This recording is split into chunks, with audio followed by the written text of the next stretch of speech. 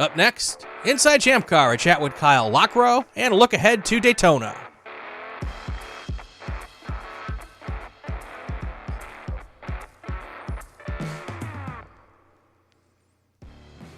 Welcome to Inside ChampCar. I'm Brian Bielanski. He's Bill Strong.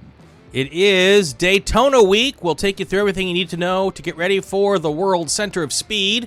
We'll also chat with Kyle Lockrow. He's driven everything from stock cars to sports cars and pretty much all the things in between. He's also a driving instructor and a bunch of other cool stuff. He likes to throw darts. What a great conversation we had with him, Bill. Yeah, that was actually pretty fun. You're not going to want to miss this, folks, especially if you don't like to laugh, then you might want to go to a different podcast.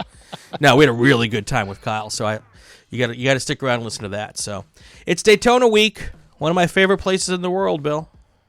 Yeah, it's a fun place, the World Center of Racing. Yep. Although a lot of tracks say they're the World Center of Racing or something to that effect, but that's true. It is. It is the place where everybody wants to go. This race sells out pretty quick. We had at one point we had 129 cars signed up. Of course, we knew that there were going to be cars that were going to drop out. That's kind of why we oversell it. We're back down to 120 cars right now. It looks like one of the TLM cars was canceled tonight. A lot of times they just can't. You know, the teams will sell the seat and they just can't get enough people to commit or whatever. Sure. I don't know, but yeah, yep. We have a lot of new teams, new names. I'm looking here, and it's a different group of people that tend to go to Daytona. Be a lot more EC cars, you know, because everybody wants to do 210 miles an hour around it. No one's doing 210 miles an hour. You know, in a Miata. Exactly. Exactly. The fish story. And then the next time you tell the story, it's 205, 215. Yeah. Well, yeah, my story at Daytona, we built a car just for it, our yellow MR2. And you know, we kind of knew what the cars would do with the 4-cylinder. So I put a 6-cylinder in it, not thinking properly. I thought, well, we're going to be able to do 160 miles an hour and, you know, whatever. And the engine only revs to like 6,300 RPM. So yeah, and I think the max speed on the car is like 130. So we weren't even close. And 130 at Daytona feels like you're just flying until somebody goes past you to 175. Yeah. And then you feel like you go real slow. We had some other issues on our car at that time. And that was 10 years ago, actually. This is the 10th annual Daytona 14-hour. And that was an issue. We had a fuel tank issue. We had a lot of dirt in the fuel tank. We didn't know it and until, you know, the car just wouldn't run. And I got, you know, when you get passed by a VW Bug, that kind of sucks. You're sitting out there with a winged warrior, full arrow, and you're like, and a Bug goes right by you. That's awesome. Those guys are cool. Actually, I think they're there this weekend. I think the Bug. We'll go down this list here. Let's start this list of cars. So we have some interesting cars. Okay. 321 Motorsports in their Ford Mustang. That's a 92 Mustang. So SN90. No, that's not an SN95 by then, is it? Because those don't come out. That's a Fox body Mustang. Right. Yeah. Four Paws Racing in their Toyota FRS. That car's getting a little quicker. It gets quicker and quicker every time they run. They ran at Sebring late last year. I think they might have been at Road Atlanta too. I forget. 900 Racing in their Mazda Miata. The Aggressive Eagle Endurance. That's a cool name, man. Yeah. Mazda MX-5 Miata. Yeah. Cool. AOA Racing. There's some guys that actually do quite well. They show up with their MX-5. I think. I don't know. I have to see. That's a 2010 MX-5. Interesting. Yeah. I'd like to see what these guys do. Atlanta Speedworks. So this is a big shop out of Gainesville, Georgia. Got it. They ran an IMSA series. They run in other series as well, and this is their first year of running with ChampCar with a full season, and they're doing rental drivers, using it as a development for new drivers. So who knows where these guys will go with that Porsche Boxer or the Honda CRX. So yeah, really, really cool guys. Got some really cool. We're going to have them on the show here soon. Nice. And talk to them about that. So Atlas Welding and their Mazda RX-8, Avenue Garage and their Mini Cooper S. Those Mini Coopers, guys are starting to race those, and especially up in the Northeast and in the Southeast. And we're seeing a lot more of them, and they're pretty darn quick, man. Backwoods Racing returns with their 95 Ford Mustang, and I think that is an SN95. I think that's a V6 one, the Backwoods Racing guys. Okay. Yeah, because they took my number. I used to be number 70. I was number 77 for like 2 weeks, and then I was told, no, I can't have that because they had already booked it. So I had to take 79 for my car. Bear Maximum Racing and their BMW. Bennett Engineered Motorsports is there with their Acura Integra. Bielanski Racing and their BMW. Bentover Racing and another BMW. Blue Steel. They've ran with us a bunch of times in their Miata. Brack Racing. Haven't heard of them. They might be a new team. They might not be. Mazda Miata. Some Brew Crew. They don't even know how to spell. Brew Crew. And that's Doc Waldrop's old car.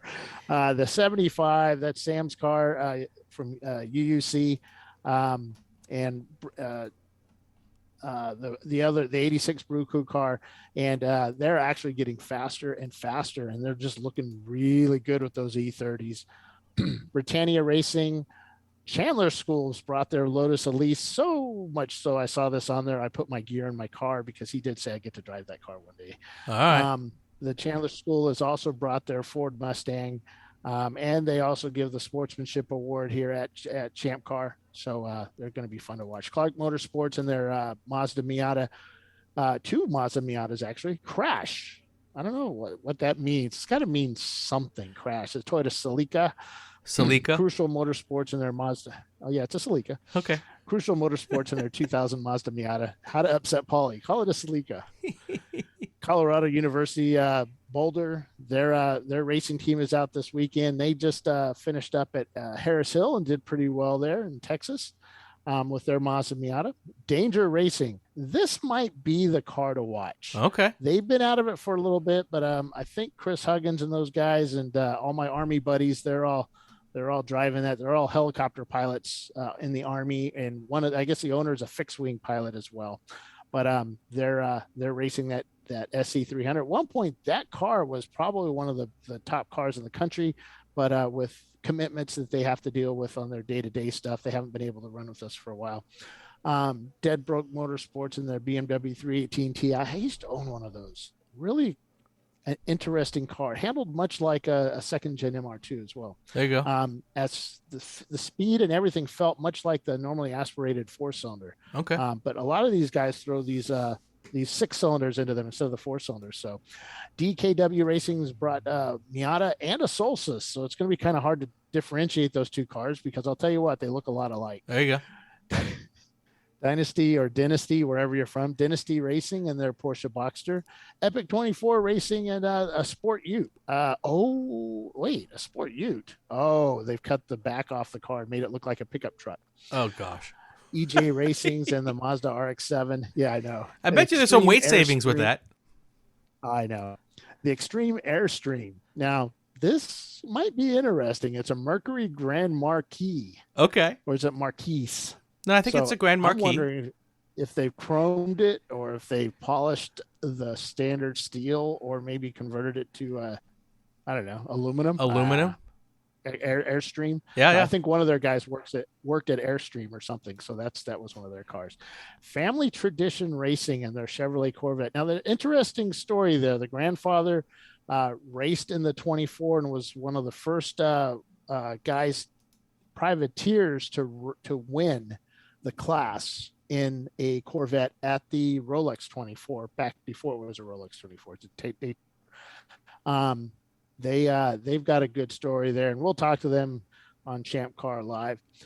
Fast Hog Racing's brought a BMW and a Honda. Oh no, just the BMW. Fat Crack Racing's brought the Honda. Fetterhunt Motorsports brought their BMW. Final Turn Motorsports Miata. Final Turn Motorsports and their Mazda Miata. Florida Samurais and their Subaru WRX. A lot of people think the Subaru is the car to race, but historically they just haven't done very well in our series. Huh.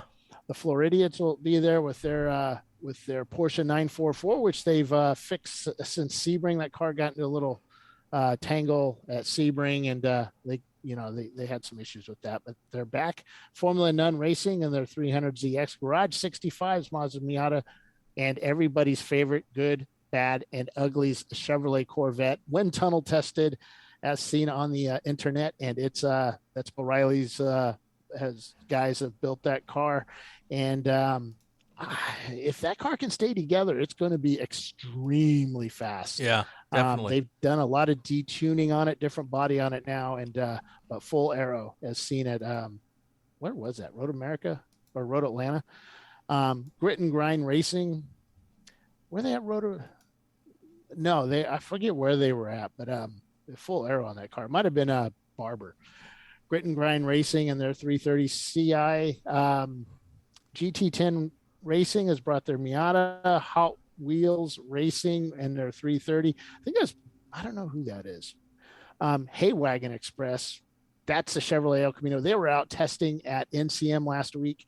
Blew an engine on that car, locked it up, and they've got a new engine in it, and they're ready to go racing. It looks pretty cool. It's an old Chevrolet El Camino, some aero done to the back, it's the tailgate, and done all kinds of cool stuff to that. Hazmat Motorsports and their 66 Ford Mustang headquarter auto, and that's the 66 Mustang Fastback that's copper colored. Such a pretty car. Hazmat Motorsports, Headquarters Automotive, JJEPs and Mazda Miata. Hendricks Motorsports with their Mazda RX-7. That's Kimi Hendricks.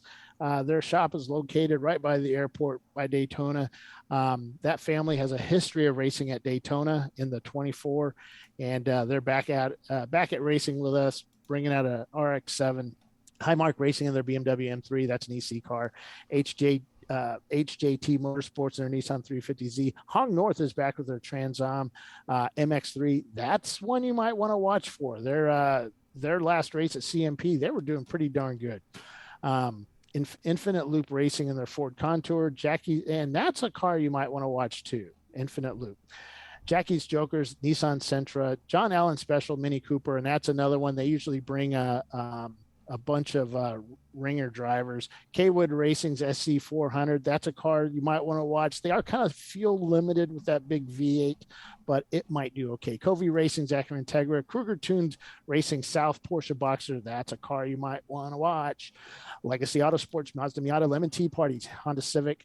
Level One Racing. It says Leave One Racing, but it's Level One Racing. Mazda Miata. They actually won the Palm Beach race earlier this year, and I think they did pretty well at Sebring as well. Sure. Lemon Tea Parties, Honda Civic. Lincoln Felter Racing's Lincoln Mark 8 or VII. That car may be out front for a while. Usually the D-Class cars at Daytona tend to fall back a bit because of fuel, but that's a fast car driven by some very fast guys, and it does I think they're Florida based or Southeast based, and they do pretty well. Loose Screws Camaro will be there. Low Percent Pass Racing's 325. Marathon Coach Motorsports TLM Racing. That's the TLM Marlboro looking car. I believe that's a C-Class car. McCurry Electric Racing, and they brought their RX-7. They got a lot of RX-7s here this weekend. Minority Racing Association, Ford Mustang. That guy brings out a bunch of young guys and gets them into motorsports and getting them off the street and having fun with them. That's Mr. awesome. H Motorsports, Pontiac Firebird, MS2's Racing's Volkswagen Jetta, Never Start Racing's Dodge Neon, Offic Racing.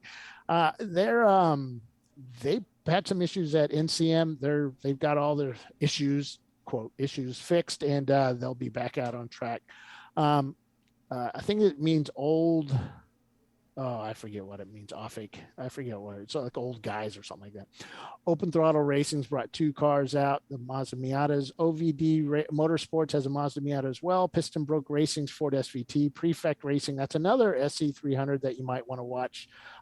They do quite well at Daytona. Reeves Racing's Pontiac Firebird. That's a fast Firebird. RKR's another Pontiac Firebird. I think that's an EC car. I can't remember. I think that's a bunch of NASCAR guys. Okay. Rockingham Racing's E36. That's a car that can just pull it out right at the end of the race and they'll be there. Rolling Start Racing's Ford Thunderbird. Rossmar Racing's brought 3 Miatas out there, and they're always at the top. tier of the group. Rotary Rocketeers, and they brought another RX-7. That's a 90 model. RVA Graphics and Wraps, the 511 M3 is going to be out there. That's a EC car. Shake and Bake Racing's MX-5. Sharky 2 is going to be there.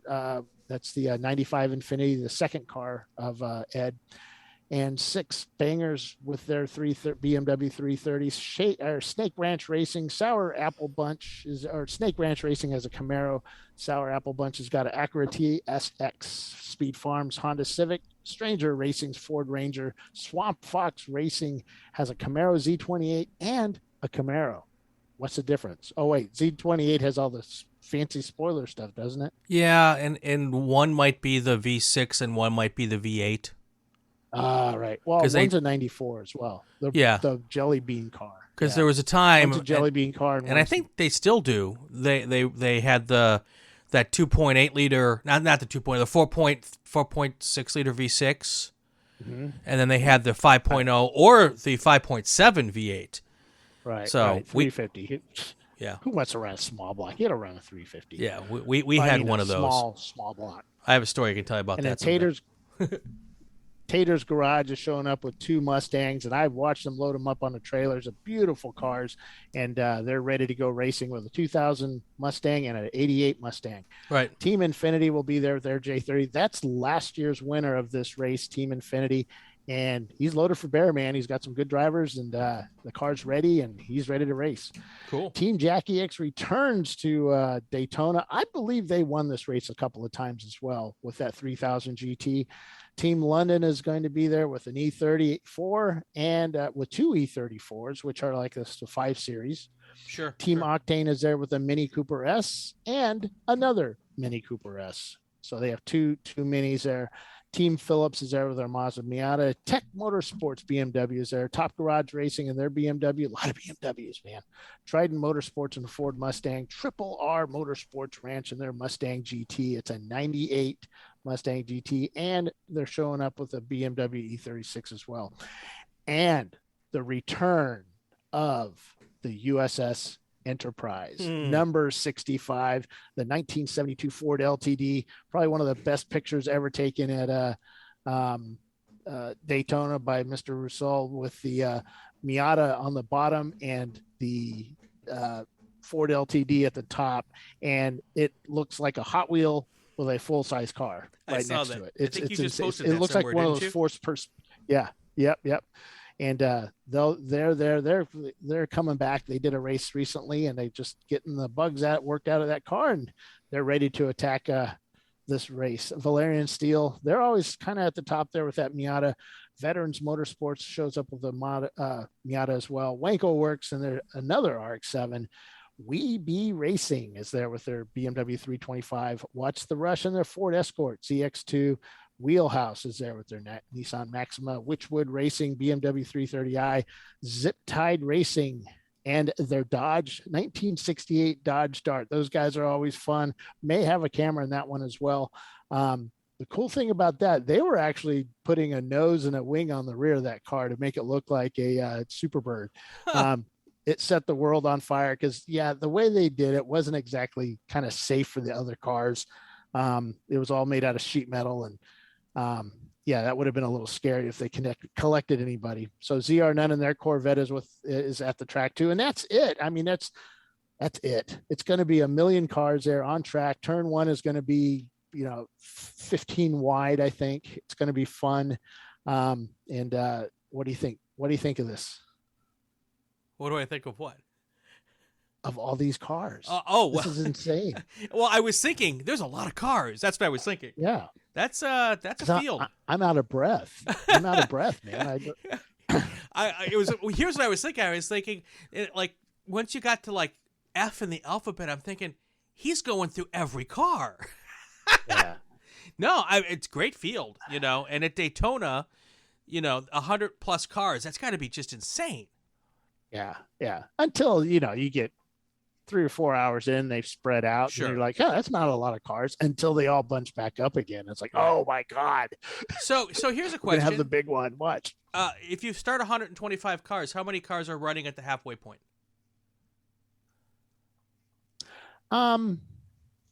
It drops a lot. Okay. I would say maybe 20 to 30 cars are out by halfway point. Okay. And how many probably running at the finish? Just under half. Okay. Just under half. That's still. It's a pretty good. It's gotten a lot better. At one point when we first started this out, we'd be at 100 cars and you'd have maybe 25 running in. And it was just mostly attrition prep cars. We didn't know that, everything needed to be replaced from last year. Right. Or we knew it. We just couldn't afford it. And you're still going to have those kind of teams that, they're coming out here thinking they're going to do 160 miles an hour. And they're going to be out there at 95 miles an hour trying to figure out what's up. So I would guess that Daytona is the track where your cars and teams are on the gas full throttle longer than any other track, because you've got that long straightaway and all of that, right? Because I want to say that Road America. No, yeah, Daytona is. Yeah, because Road America, you do have that long front straight, but you've got that pull up the hill, so you're really not wound out on the front straight that long. And then you've got the downhill. Yes, you're wound out pretty strong, but nothing like Daytona. I think. And you also have the issue of the banking, the tire wear because of the banking. The bus stops, which you're coming down from some really high speeds. I just having to use Daytona brakes. in an endurance race provides a set of challenges that none of your other tracks put out there. Yeah. So and I think that's that, and that goes to the quality of the builds. When you're getting 60, 70 cars finishing after 14 hours, that says a lot. When you've got that many cars still running at the end at Daytona after 14 hours. That's pretty impressive. What I like about Daytona is it brings out, I want to say, Bill Riley, Kimi Hendricks, the people that have, and there's many more here in this list, that have experience at the pro level at Daytona for 24 hours, at Le Mans 24 hours, at whatever racing series, pro series, for however long they have that experience, and they still fall under that 10-cent part ruined our weekend. Oh yeah. We have teams like Ed Steinhoff and his Team Infinity car last year that just suddenly, boom, it's an automatic Infinity Q45 or Q5, I don't know, it's a V8 Q something or another, and all of a sudden, boom, he's there and wins the race. And if you look at the car, you're like, what? It's all beat up. It's been run for 10 years. And it's, it's, you have guys like that. And, we may even have a Lincoln. I know. Finish towards the top, or who knows? It could be a Miata this weekend. Could be. My only disappointment. I don't think we've had a Miata win this. My only disappointment is that my favorite team name is not running this weekend. There's no Freddie Mercury. No Freddie Mercury. That makes me sad. I don't know. That thing uses a lot of fuel. I bet. Yeah. All right. Anything else before we head to break and get to our chat with Kyle Lockrow? Just hopefully I've said everybody's name right. I've got a lot of folks that were commenting about it was great to hear their name on the show. And, okay. Some guys got really upset because once you say their name on the show, it jinx them or whatever. But we may only have like one car running at the end because I said everybody. It's just going to be that one guy that shows up that's not on the list. It's not on the list. That's too funny. I didn't say their name. So what you should do next time, Bill, skip one team and see if it works. Yeah.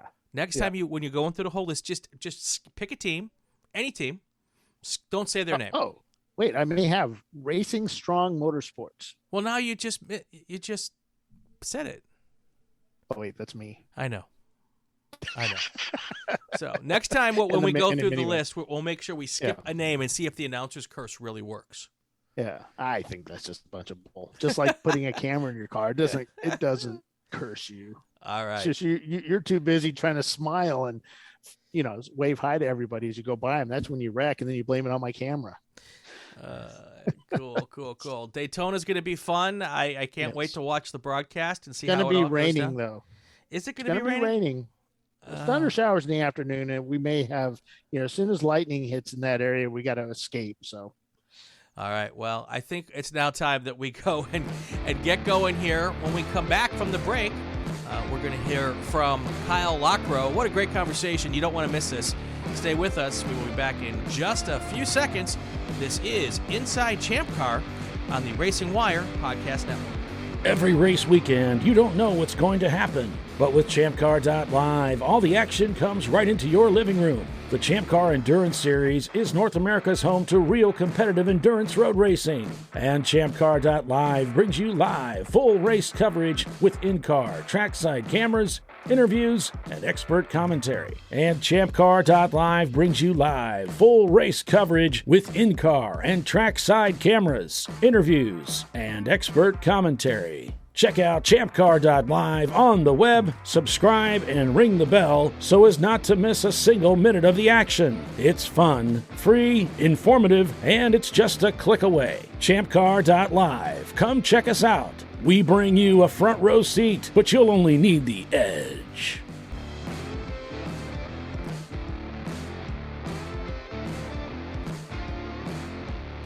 Welcome back to Inside Champ Car. I'm Brian Bielanski. He's Bill Strong. And it is Daytona week. We are here. We're having a good time. Joining us right now, Kyle Lockrow. He has driven everything from stock cars to champ cars to IMSA cars, and he's a driving instructor, so he knows a lot about cars and how to drive them fast, and he is here today to teach us something, right, Bill? Yes, he is. How to go in a circle and then kind of not in a circle and then kind of back onto a circle and then back around and start all over and do it again. Yeah, something like that. How you doing, Kyle? I'm doing great, Brian. Bill, I'm here to help you make another left turn. Oh, boy. Yeah, there you go. There we go. Because this is what you do at Daytona, right? It's all lefts except for maybe a right or two. I think it's all lefts and two rights. Two rights. Does that make a wrong? Two rights. Four right. Three rights. Three rights, yeah. Four rights. The bus This is why we don't let... Yeah, we don't count. This is why the we bus don't let... stop's a chicane. It's not a turn. Okay, fair. No, the Le Mans chicane. Exactly. It's the Le Mans chicane. The Le Mans chicane. So welcome. Thank you. I've heard a lot of good things about you, and they may or may not be true, and we're going to find that out now. Or if your manager gets it their way, we won't find out now. So no, she'll just have to do it. She'll be kind of like Mike Arney with Tony Stewart. She'll just be having to do a lot of apologizing, and I'll be in any kind of she'll probably be drinking heavily, or I'll end up in some class that I have to apologize, like Bart Simpson. I did not do this 100 times. Yeah. She'll just get up there and say what he really meant to say was. Exactly. So we're getting ready for Daytona, and that is a place where you have some experience, and you're going to go down and play with the Champ Car guys and gals. And, tell us what you think. Well, first of all, before we get to all of that, tell us a little bit about what your background is and how you got to, into this racing world and what you're doing today. Let's start with that. Well, that started when I was a kid. I grew up watching a lot of Hanna-Barbera flavored cartoons, Scooby-Doo, Flintstones, Jetsons. Turner Network sponsored a couple cars in the 90s. I remember those very well.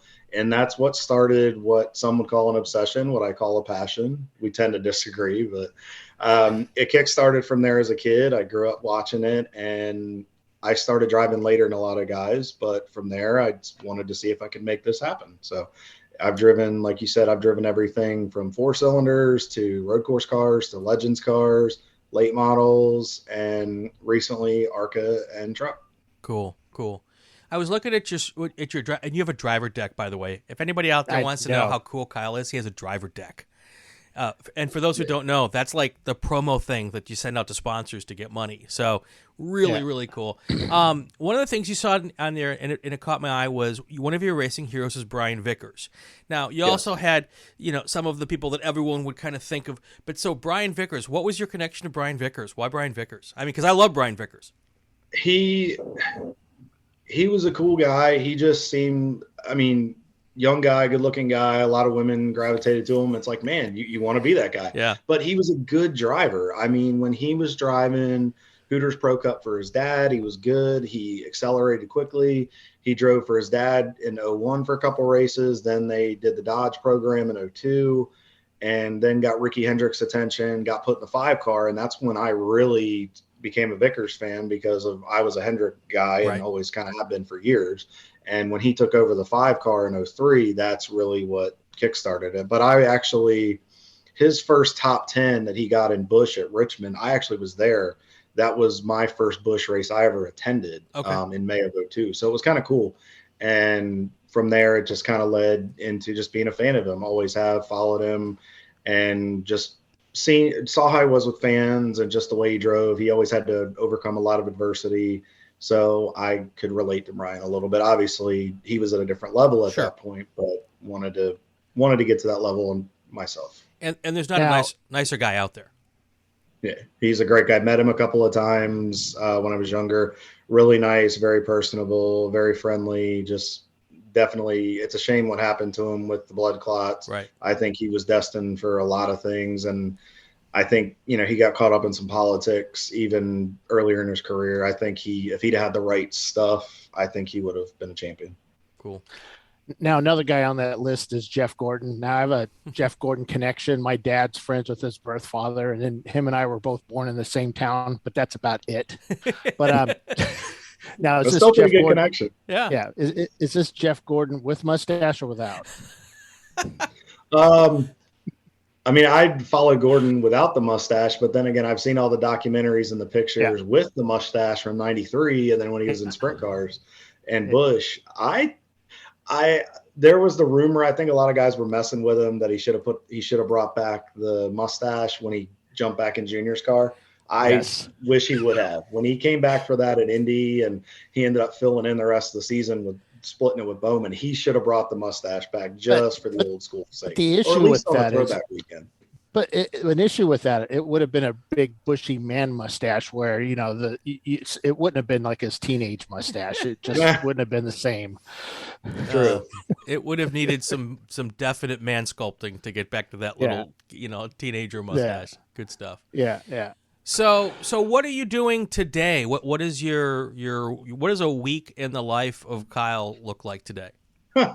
Okay. It varies week to week, but I still work full time. I'm a government contractor in the IT field here locally in Southern Maryland, where I still was born and raised and where I still live.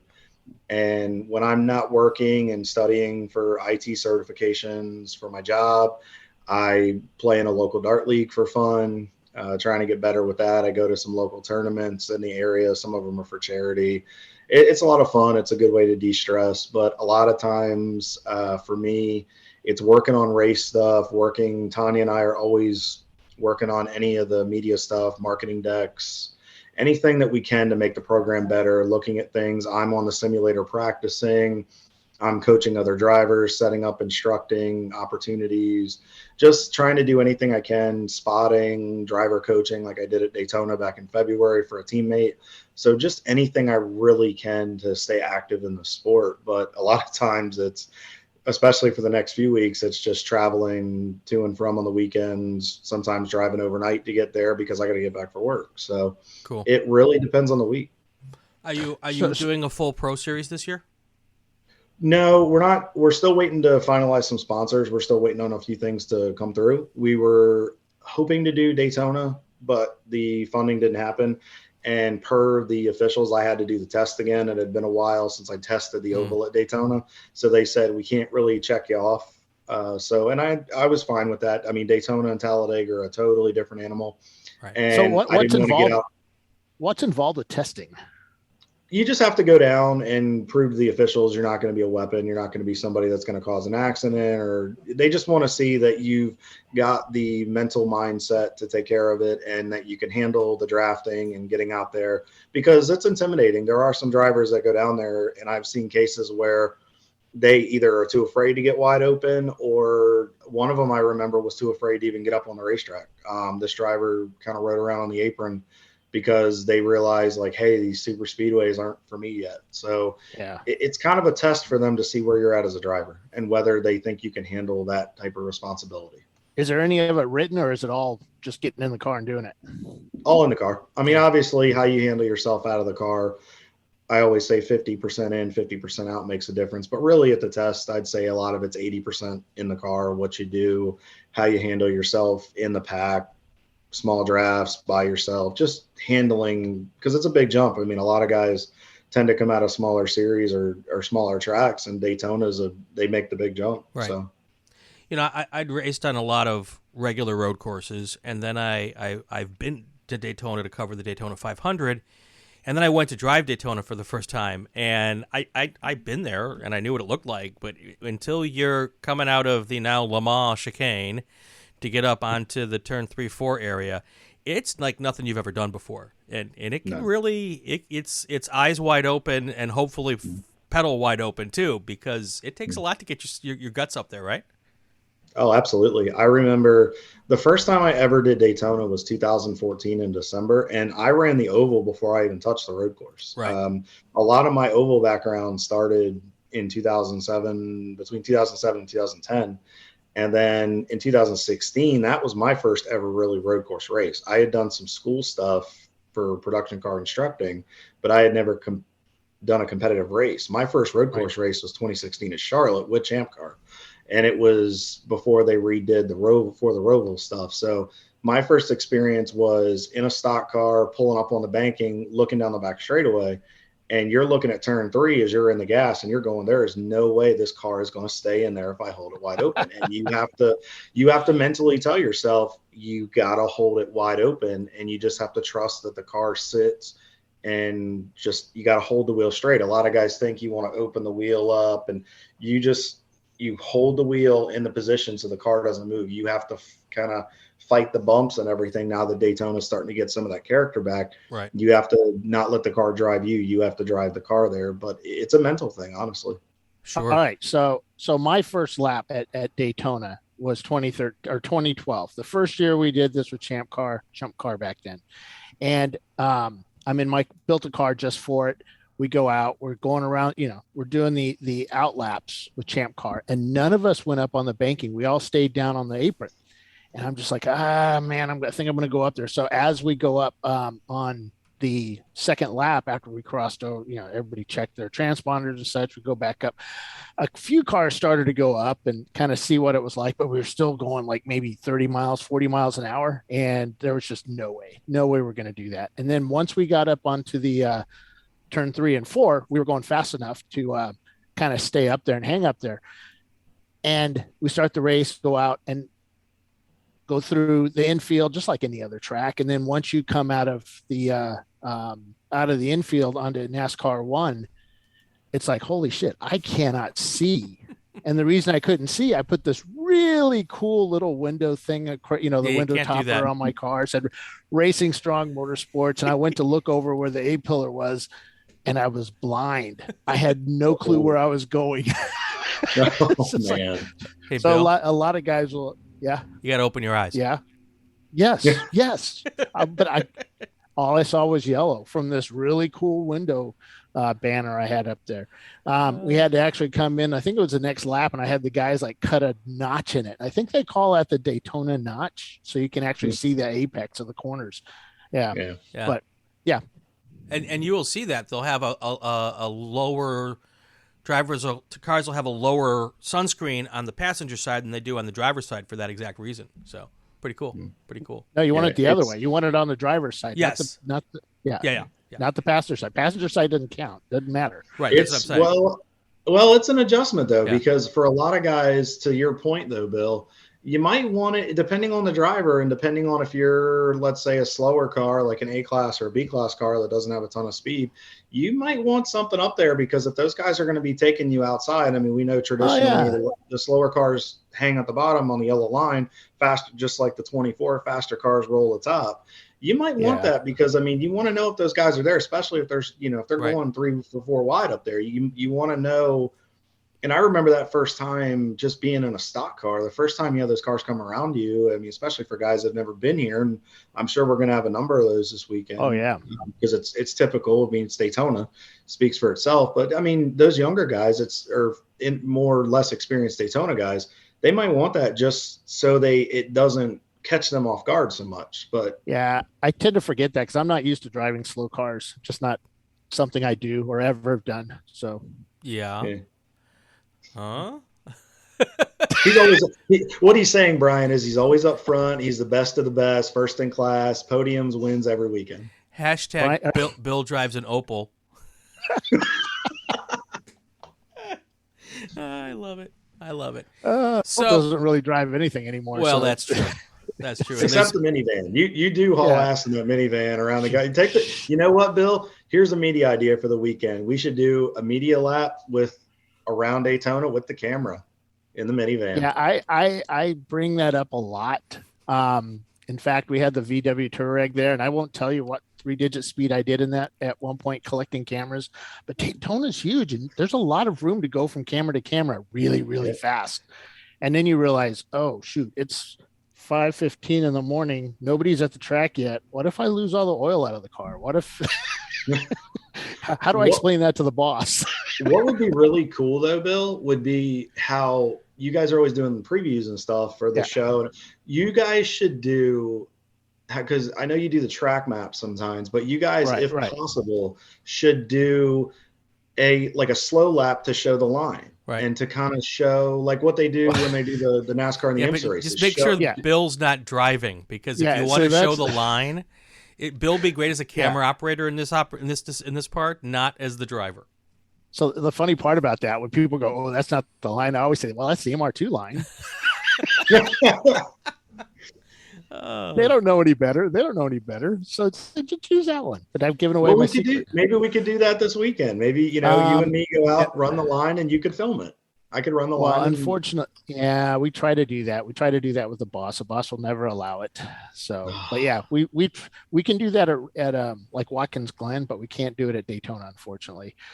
So it's like Indianapolis. You can't walk on the track until you start. That timer starts when when the pay for the track starts. Very true. Watkins Glen, we can do that. And I've done those before. We've done the laps. I did that in Biohazard. Took that car out and we did a whole bunch of video at that. And that was actually our changed video that we did when we changed our name to ChampCar. Cool. That's me driving that car. Cool. Yeah. So I don't want you to give away all your secrets. And I mean, I have my notepad. We only have 15 minutes, so you certainly couldn't give away all of your secrets. But let's think about the driver who's never been to Daytona, getting ready to go there this weekend. What are the 2 or 3 things you want to tell someone who's going to get ready to do their first race at Daytona, because it's so much different than any other regular road course out there? If you have the ability to get on iRacing, get on there and run a few sessions, run it at night in case you're in later, run it at different times of the day because it changes. I would say be ready to be in traffic all day. Especially if you're in a slower car, make sure you're always in those mirrors watching, try to anticipate the traffic as much as possible. And the best thing I would tell guys is, when you're on the banking, the car is not to your right or left, it is up or down. Right. And the reason I say that is because a lot of guys think, oh, he's on my right. Yes. But visually, when you're looking like this, he's on top of you and the other car is below you. Right. And I just say that because it just, for me, it makes it a little easier, because then I'm thinking, okay, it's below me just the way way you're visually turned. So I would just tell guys, take a deep breath and do the best you can, and the car will hold. You just have to tell them and talk to the crew chiefs or crew guys, talk to them on the radio, just say, okay, hold it wide open. The car will hold. Take a deep breath and hold your line. If you're in traffic and you got guys going around you, don't move. Don't just hold the wheel straight. Let the faster cars pick the faster line. And that's the best way to stay out of trouble. And if you're a slower car, stay low. If you're a medium, stay middle and just hold that line. But if you're a fast car, stay high. Mm-hmm. That's where we try to get those guys. Hey, I've got a slow car. Let me go see what it's like upside, up against the wall there. Can I do it like they do on TV? And then they find out that they're getting, they're sitting up there doing 100 miles an hour while a car comes by at considerably faster speeds. Right. And I don't know how fast they're going. We've heard rumors of 220, 230 in ChampCar. Don't know how true that is, but 140 miles an hour is pretty quick compared to, when you're only doing 100. So based on some of those cars, Bill, that I've seen in some of the races, I'll bet you some of them are probably pulling about 160 before they get on the brakes, at least for turn one. We say 150. 150. Fair enough, 150. That's fine. There you go. So, and when you're setting up your iRacing sessions, do a couple of sessions by yourself to learn the track, but also set up an AI session with some much faster cars than you and even some slower cars than you, because that's the dynamic. Even if you usually think you're one of the slower cars, after a long race at Daytona, you will be not the slowest car. So you have to deal with overtaking cars in front of you and looking in your rearview mirror to see what's coming behind you. Yeah. So. Yeah. And then just make sure you check your brakes before you get down. Cause I mean, that's a big transition, slowing down for the bus stop, but coming out of the tri-oval and then going into one, you got to get that thing slowed down, and then always watch the transitions back from the oval to the road course. And then add a 6 back up to NASCAR 1. It gets really hectic and gets really slick because the place is just hot in general, and sand tends to blow over there from the beach and stuff. But also this weekend, looking at the forecast, anybody that's never run in the rain, just try to do the best you can. Anybody, gravitate to somebody that's got a little bit of experience. Watch some videos of guys that have driven in the rain. Watch how they kind of drive a little bit offline. Right. I would say a third gear corner, maybe as a fourth gear corner, or second as a third, just to prevent wheel spin so you don't get in trouble. I mean, we could go on for days with this, but now the other thing is lights. Yeah. Lights. There's no rule that you have to have lights in a day race. You will need them at night, but it'd be kind of good to have them if they are talking about rain. I don't know how true that is because, I haven't really talked to my staff about it yet, Paul and Tiffany, but it will rain. And it's good to have the lights on the front and the back of your car. Yeah, absolutely. Even if it's daytime. They need to see you. Yeah, and especially with this track. I would suggest that the lights at Daytona are really more important in the rain than they are at night. Because at night at Daytona, it's like daylight. That place is lit up so beautifully. It is. But in the rain, especially the tail lights are really important so that you can see what you're maybe running over if you're going too fast. I think we run the lights at 70% too. It's not. Yeah, I was just gonna say that, Bill. To that point, Brian, they usually the lighting is toned down when they do the road course stuff, like for the 24. Right. I think because of the headlights and stuff, and so you really need good headlights and brake lights just in general, because I mean it does get dark in that infield even with some of the lighting, but it's not like it is when they run the cup races there, where it's like daylight. So now if it's raining, I'm usually up in the tower where it's closer to the clouds, and I can look down on the track and dry, it's warmer and dry, and it is dark. It is dark in that middle section. So cool. So what else who are you racing with this weekend? Tell us about your ride this weekend. All right, I will be back with the Brew Crew Racing guys. Looking forward to being back with their effort. I started with them at Road Atlanta this year. We didn't go to NCM, had some other stuff that I'd already planned before I put the deal together to race with them this year. Planning on obviously doing Daytona in the 75. I drove the 86 at Road Atlanta because of mechanical. I should be back in the other car this weekend. I know they've made some awesome aerodynamic upgrades, mechanical upgrades for the weekend. Obviously, just trying to get better. Daytona is a whole different animal within itself, so they wanted to be ready like we all do. And looking forward to it. I think the car is going to be fast. It's probably going to mirror the 86. And the 86 actually a little bit at NCM, so it was up there. Surprised the heck out of me.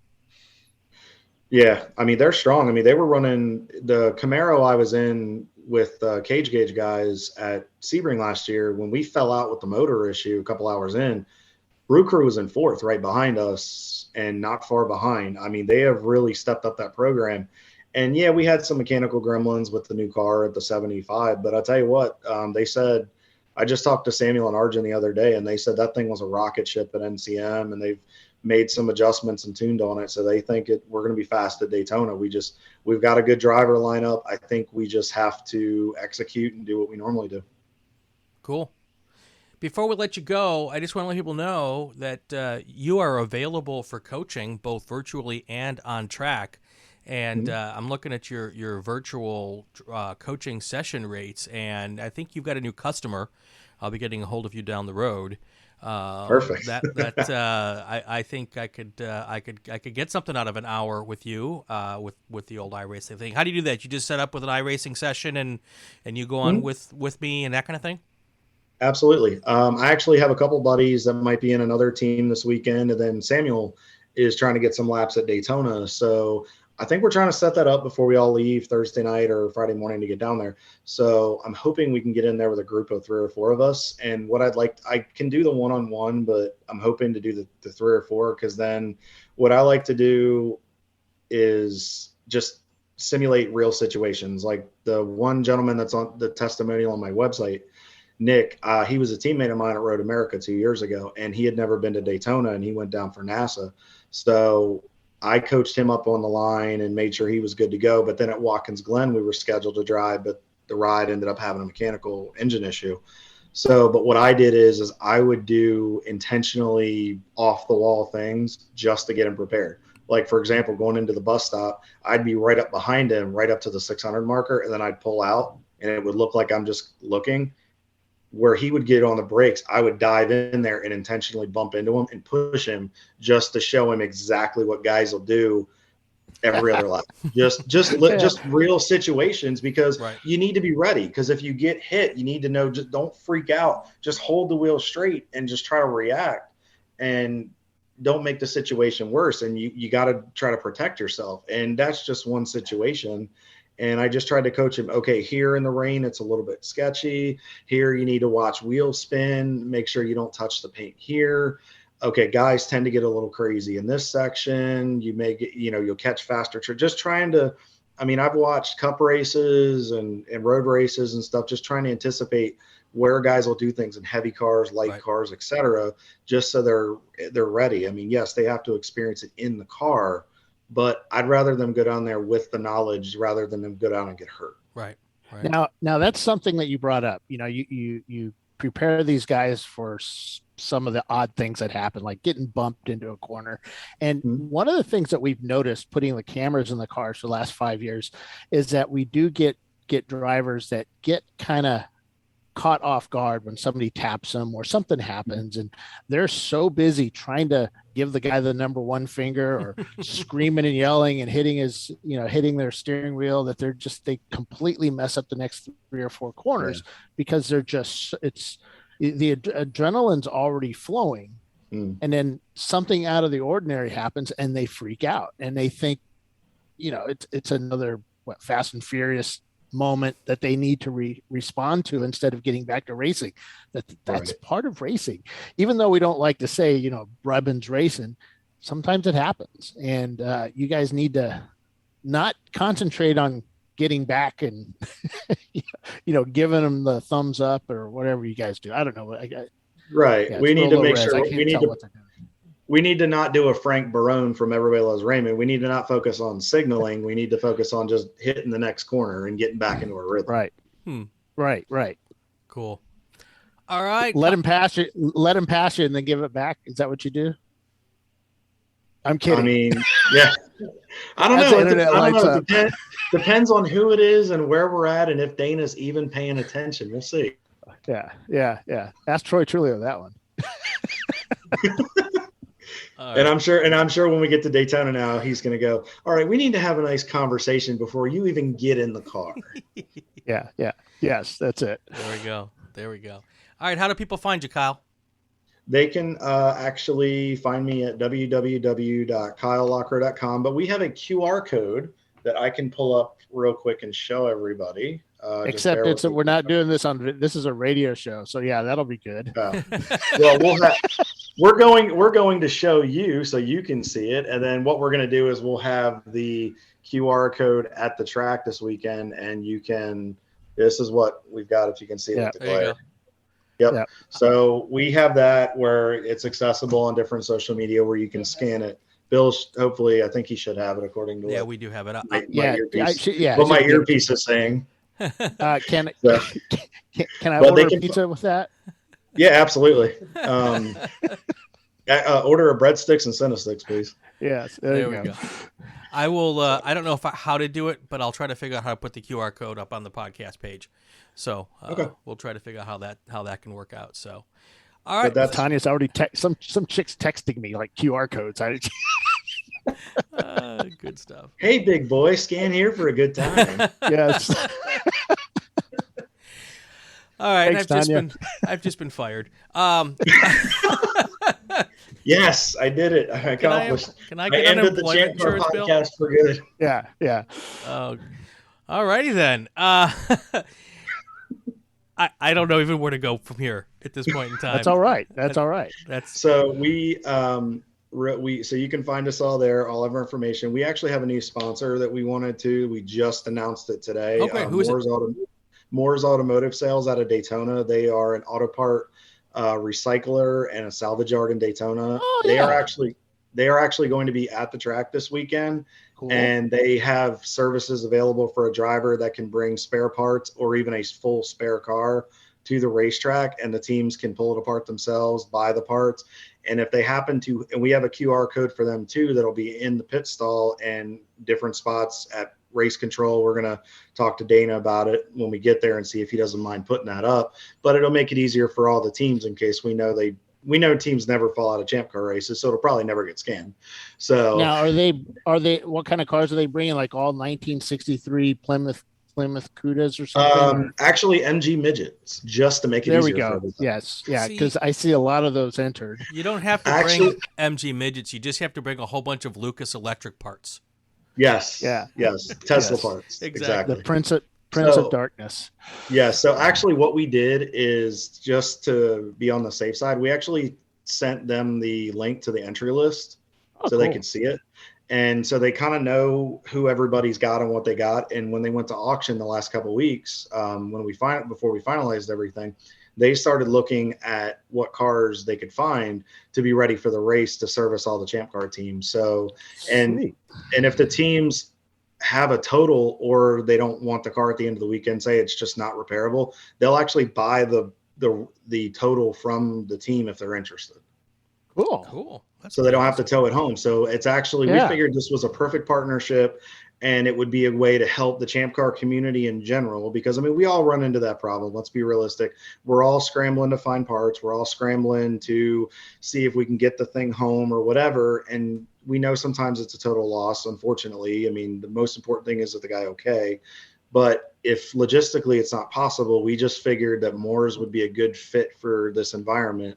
So we wanted to offer that to the members and some of our teammates in the series. Great. Cool. Kia minivan. So put that on your list. We'll let them know. You know what, Bill? We're just gonna have them hook you up with the flatbed with you sitting in the driver's seat and just drive around the infield, and then you can call the race from there. Oh my God, that would be just the most awesome thing ever. Yeah, we got to do it. We got to get a video for social media. Yeah. Definitely. Yeah. I don't know if the boss would like that though. He's kind of grumpy lately since this is his race. PR. See, I like you. I like you a lot. This is my staff, which is Paul, Paul. Right. Yeah, he gets really upset with me when I want to do stuff like that, and I just think it's funny. I'm typing out an email right now. Dear Dana, don't listen to episode 10. Okay, send. I'm going to get black flagged before we even take the green this weekend. Then my team's on the pace lap. We'd like to talk to you about your new car warranty and talking to Bill and Brian. Yeah, that's right. Yeah, we'd like you to explain the podcast this week. We have a few questions. You're going to be sitting here for about 10 minutes, so let's have a conversation. Yeah. Kyle Lockrow to the tower, please. Kyle Lockrow, please report to race control. Yes. And then Paulie and Dana will both be chewing me out. Yeah. Well, not Paulie. Paulie's at the studio in Fort Wayne, Indiana, where I think it's snowing or something. I don't know. So yeah, I'm the only one at the track this weekend, unfortunately. Oh, then we can make this happen. Paulie won't be there. Oh, I know we can. We just don't publicly say anything. It's like, why is Bill on the track? Why is Bill being towed around the track? So that'll be funny. Dana is going to place a security guard right on Bill's tail for the entire weekend. He's going to be stalked by a security guard. Why are all the kids at the prom in the 500 club staring at us, looking at us like we need to be committed? Yeah, the big thing is that the question always in race control is, where's Bill? Where's Bill? Tanya has agreed to bribe any security guards with cookies and food. Oh, and that usually works. There we go. Thank you, Tanya. Donuts. Yeah. Yes. There we go. There's a Dunkin' Laboratory. All right. Before this podcast becomes the final podcast that we've ever done, we're going to get moving here. Kyle, thank you for being with us today. Brian, Bill, thank you guys so much. Thank you to everybody out there. Looking forward to seeing everybody at Daytona. Have a great rest of the week. All right. When we come back, we'll continue Inside Champ Car. We'll take a look at next week's episode. That's next on Inside Champ Car. Inside Champ Car is a podcast that takes a deep dive into all things going on with the ChampCar Endurance Series. Hosted by veteran journalist, radio host, and racer Brian Bielanski, and ChampCar's very own Bill Strong, we talk to drivers, team bosses, tech gurus, and series supporters. Episodes air every week in time for you to listen on your way to the track. Inside Champ Car is on the Racing Wire Podcast Network, found on Apple, Spotify, Google, and most popular podcasting apps.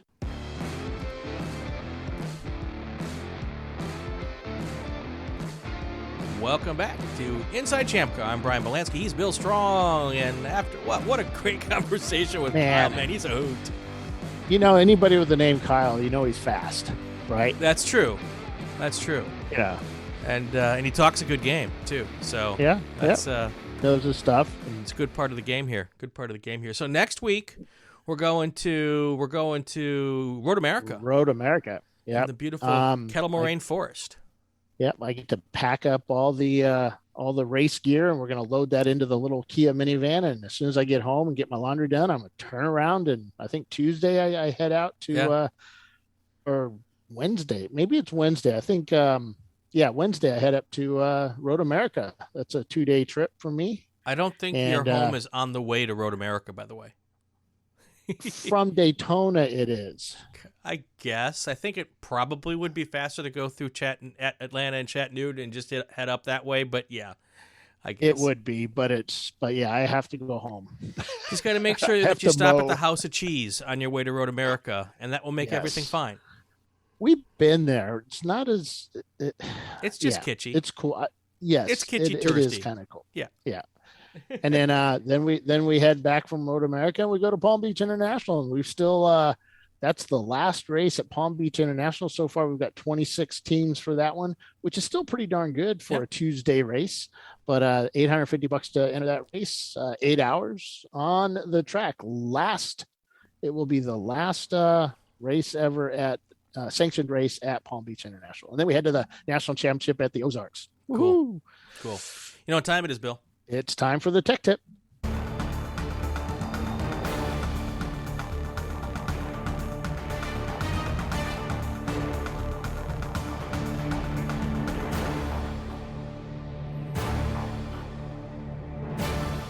Yeah, my timing is so off on that, much like me disco dancing in the 70s. I love it. What's today's tech tip? Hey, today's tech tip is, hey, what time does this race start? Hey, what time do we load in? Hey, when is this race over? Hey, Bill, what garages are we in? Hey, who do I contact? Why am I getting yelled at for dumping my motor oil on the pavement? Yeah, things like that. So ChampCar, now most team captains know this.